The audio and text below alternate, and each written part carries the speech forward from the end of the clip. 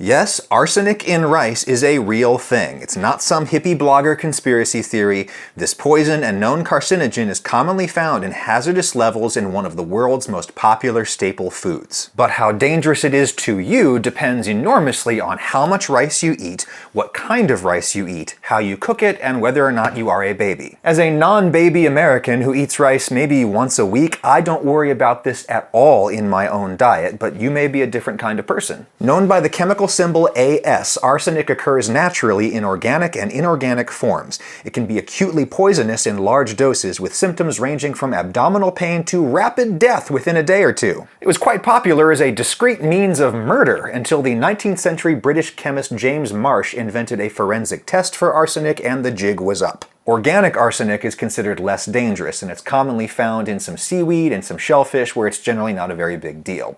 Inorganic arsenic is more dangerous. Chronic exposure via rice may be a cause of cancer, lung and bladder cancer in particular, also heart disease and type 2 diabetes. As you can see in this risk assessment from the US Food and Drug Administration, the cancer correlation is almost directly proportional to how much rice you eat. If you eat rice 3 times a day, this is something that you might want to be thinking about. How does arsenic get into rice? Because it's in the water. This is not rice. Nobody grows rice anymore in the American state of Georgia, where I live. This is grass growing in a puddle on a farm.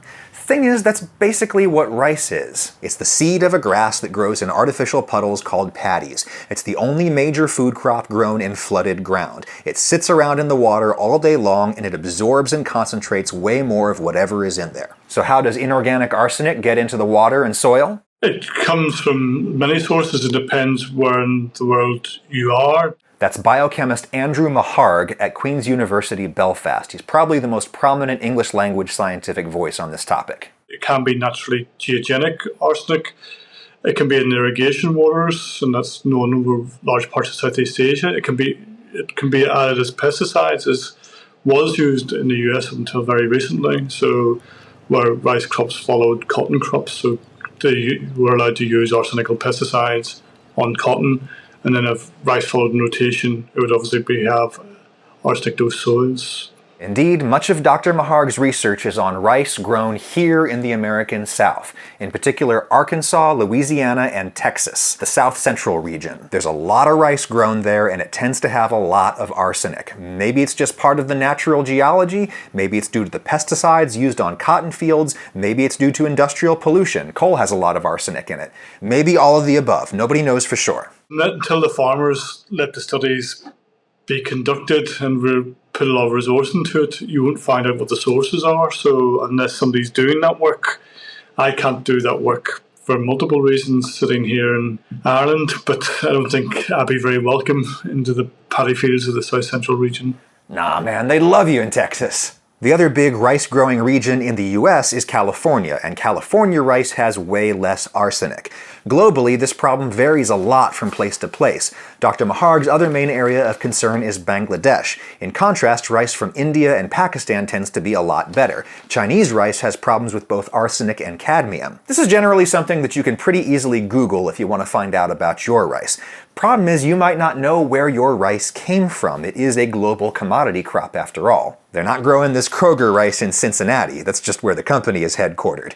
If you're willing to pay for it, you can get rices with some kind of regional or national origin certificate on them. This costs about 4 times the Kroger brand rice. It also matters what type of rice you get. Aromatic rices like jasmine and basmati tend to have less arsenic. And this is also probably the only respect in which white rice is actually healthier for you than brown rice. Brown rice has way more arsenic. It tends to concentrate in what's called the aileron, which is a rather technical name for a layer of rice which is included in bran. So when you take off the bran, you will take off about 50% of the arsenic loading for the rice. There's also ways of cooking rice that can minimize the arsenic, and we'll get to those momentarily. But first, you might notice something different about my fibrous outer bran coating. I got new clothes from Bombfell, the sponsor of this video. Bombfell is a personal styling service for men that makes it easier for guys to shop and to dress better. You go to the website and you take a style quiz. No, I do not need fancy clothes for work. I basically only ever put on pants when I'm going to be on camera. A real human stylist at Bombfell picks out clothes for you. You can preview the choices before they ship out. The clothes arrive in the mail, you get a week to try them on, and anything you don't like, you throw in this bag and send back for free. You only pay for what you keep.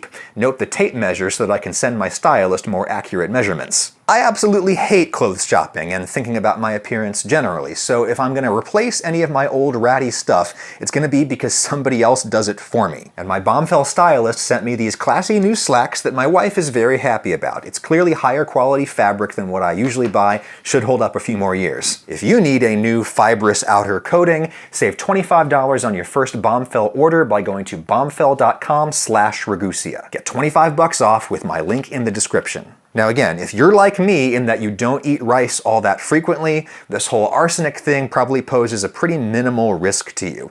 But if you're somebody who eats rice every day, there are things you can do in the kitchen to minimize your exposure. Dr. Maharg says rinsing your rice before cooking probably does not help very much. Soaking it overnight like you do with beans, that's better, he says. It opens up the structure of the grain, but then you have to flush it clean through cooking. The arsenic's relatively soluble within the rice grain and you can cook it out.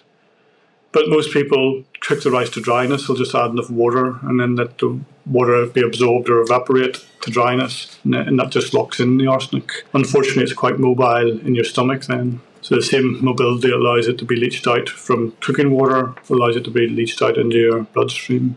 So what to do instead? Cook your rice the way that you cook pasta. A big pot of water, the bigger the better for removing arsenic. For making it taste good, put in enough salt to make it taste like seawater, just like pasta.